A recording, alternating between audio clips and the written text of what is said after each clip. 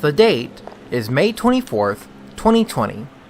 On this day, I got a call from my friend Jake that Southern 8099 was leading a train up the Dayton district towards Columbus, Ohio. So, my brother and I decided to drive out to CP 146 along Park in Lincoln Village to see the train come in.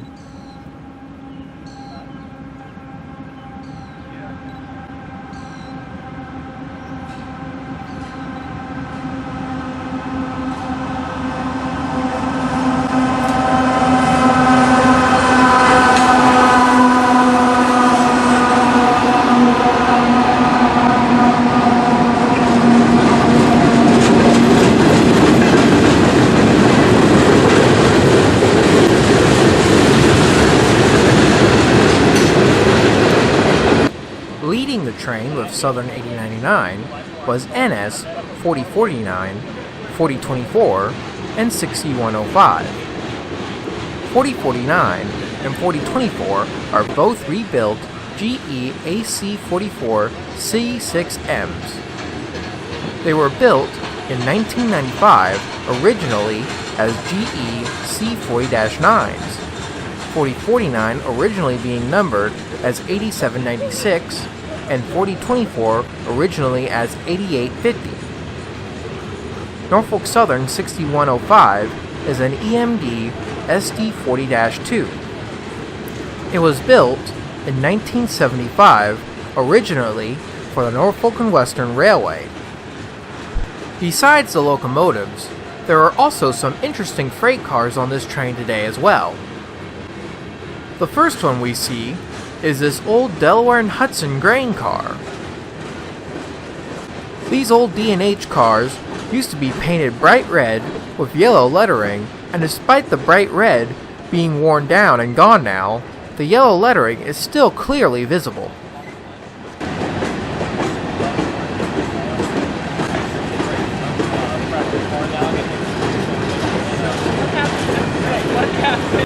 The other interesting freight car we saw on this train today was this old Illinois Central Golf grain car. Despite the paint being worn on this car, the old ICG paint is still there. Jake, that looks like it's stopping at all. Yeah, I think that's where it's stopping. That's where they normally do.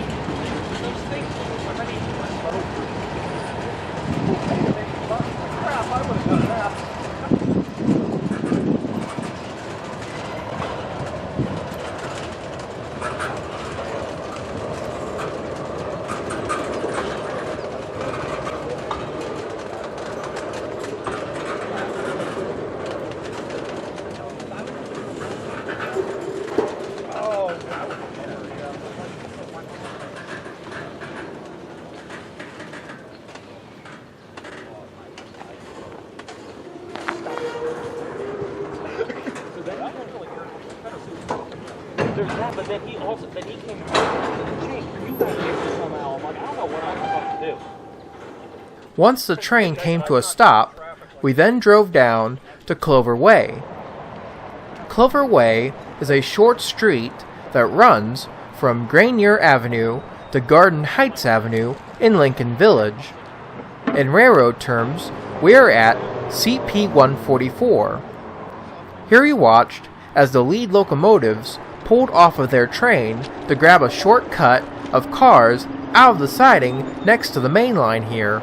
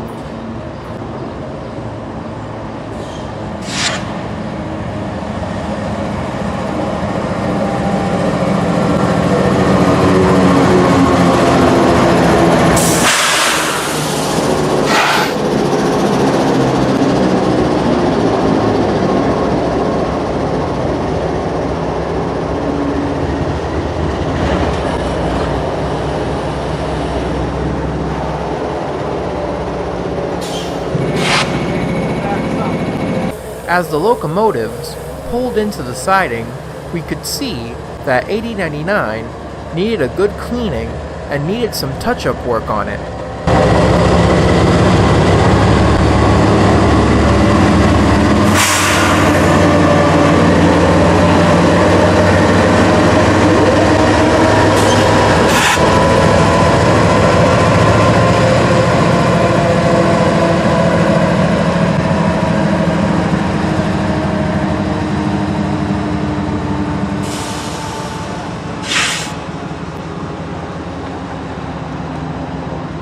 As the locomotives got into the siding, let's go back in time to June 28, 2015. On this day, my dad, brother, and I had came out here to Rickenbacker Yard to watch as Southern 8099 pulled in with an intermodal train into the yard. At the time of this video's recording, the old abandoned Circleville-Lockbourne Road Bridge was still here, providing an excellent view into Rickenbacker Yard. A little bit before our intermodal train with 8099 came by, a northbound coal train with NS 9761 and 6758 came by. They are going to stop at Lockbourne to allow 8099's train to enter into Rickenbacker Yard.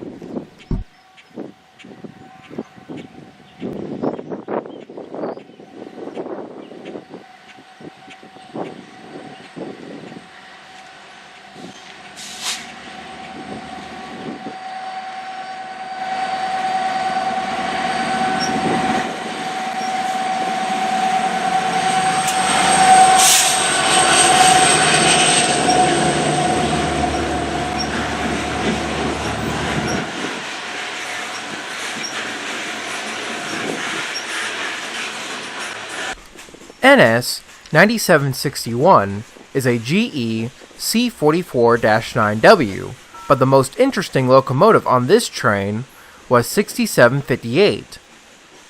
6758 is a EMD ST60I built in 1995 for Conrail as 5646. 5646 stayed on Conrail until 1999 when the split up of the Conrail system happened. As part of the split, Norfolk Southern acquired 5646 and renumbered it to 6758. As of 2020, 6758 is now owned by Progress Rail.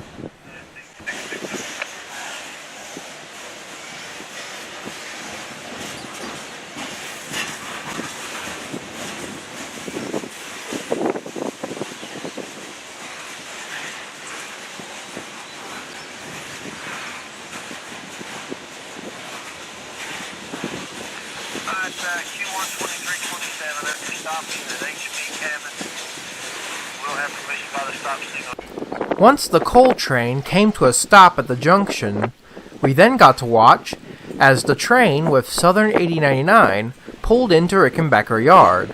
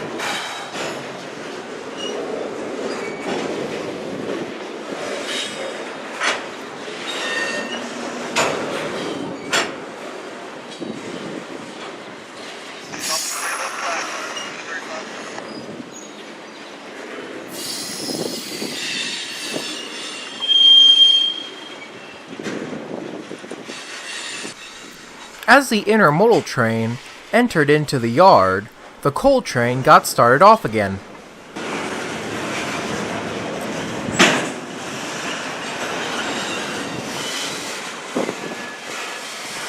Once the intermodal train was put into Rickenbacker yard, we then got to watch as Southern 8099 along with Norfolk Southern 7502 got parked at the engine track. You can clearly see how clean Southern 8099 looked in 2015. The engine was only 4 years old by this point.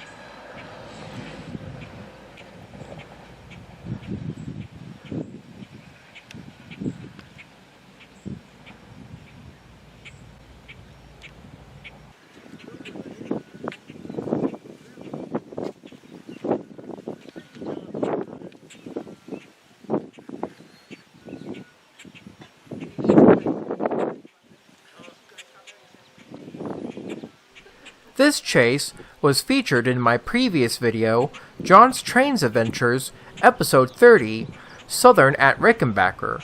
I'll leave a link down in the description box below so you can go check out that video as well.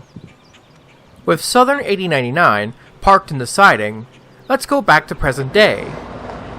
We now watch as Southern 8099 pulls a small cut of cars out of the siding.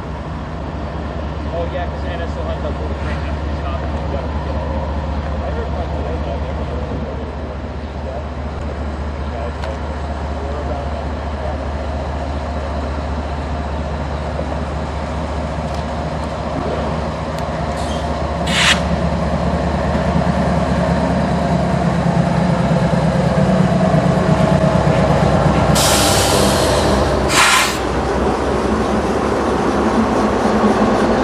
As the cut of cars was pulled out, I then noticed the grain car perched on top of the flat car.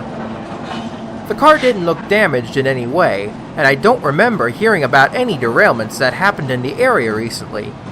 My only guess is that the car might have gotten involved in a minor derailment in a yard, perhaps over here in Buckeye Yard or over in Watkins. But whatever the reason, the car was still on the flat car.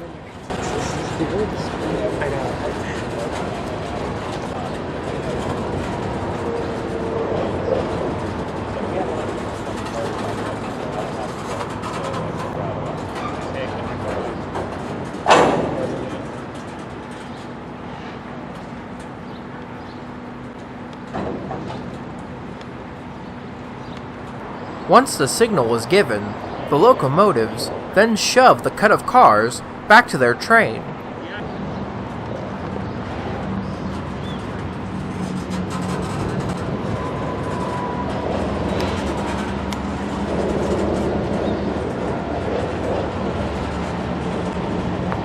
The placement of the flat car with the grain car on it was most likely deliberate so that the crew of the train could keep a close eye on it.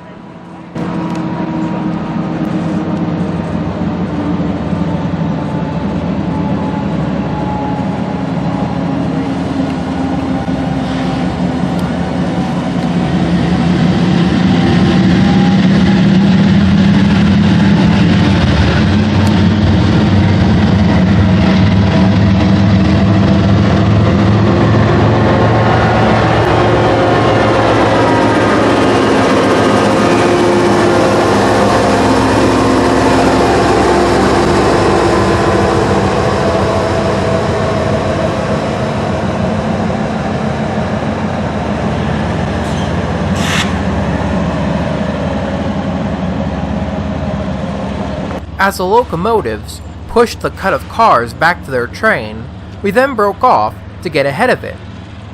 We now find ourselves at North Bank Park in downtown Columbus. Here, Norfolk Southern's Dayton District crosses the Scioto River on the impressive Upper Scioto River Bridge. The bridge is a through truss made up of 3 pin-connected Pratt through truss spans and 3 rivet-connected Warren pony truss spans with a total length of 676 feet. Despite the ongoing epidemic that was going on across the country at this time, the park was very peaceful at this point. Soon we then heard the rumble of Southern 8099 along with the other engines, so we got set up to watch the train as it crossed the Scioto River here.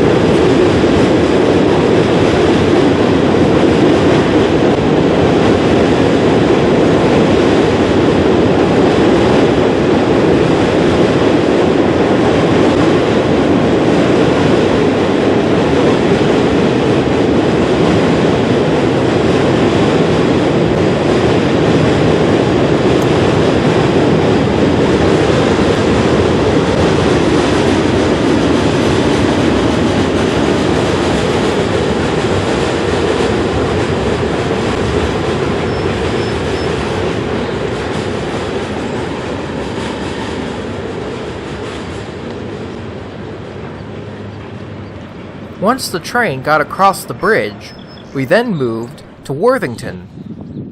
We are at the Schrock Road Railroad crossing, where CSX's Burt Line, also known as the Columbus Line subdivision, parallels Norfolk Southern's Sandusky District. Rumor has it that CSX might start sending more trains down the Burt Line, but only time will tell if that's true. Soon we saw the headlights of Southern 8099 as it rounded the curve towards the crossing.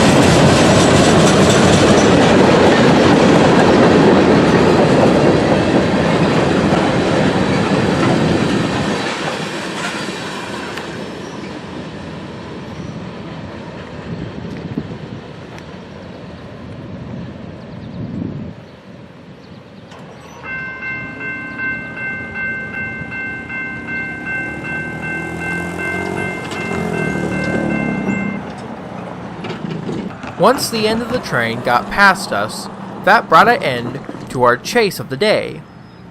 But before I end the video, I have one more train to show you guys. We now move to May 28th, 2020. On this day, I heard that NS 1800, one of the two tails bonnets, was coming up on a train through town. Unfortunately, I was never able to catch 1800's train, but I was able to catch this one. A westbound mixed freight at the Amity Road Railroad crossing, led by one EMD and two GE locomotives.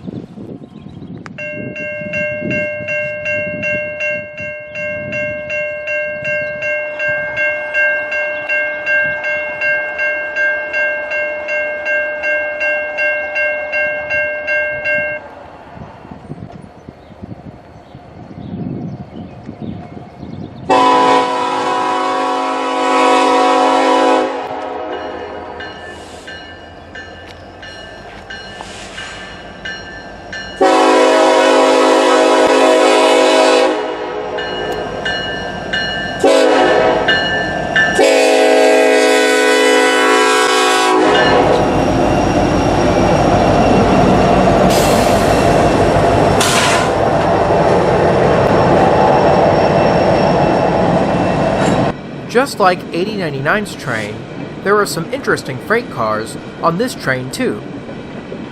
The first cars that got my attention was this shortcut of new tanker cars. These tanker cars are 22,667 gallon tank cars owned by Trinity Rail. Another interesting set of freight cars that I saw on this train were these three former Norfolk and Western grain cars with their NNW reporting marks still on them.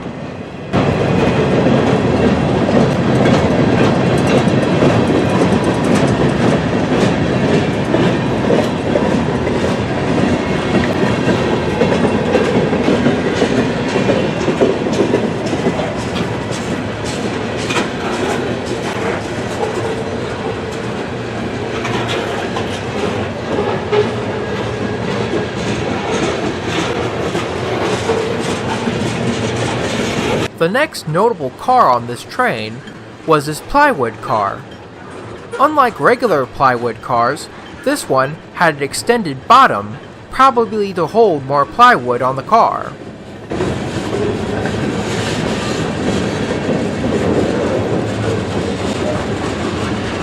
The last three notable cars on this train were the two Sioux Line and one Ontario Northland plywood cars.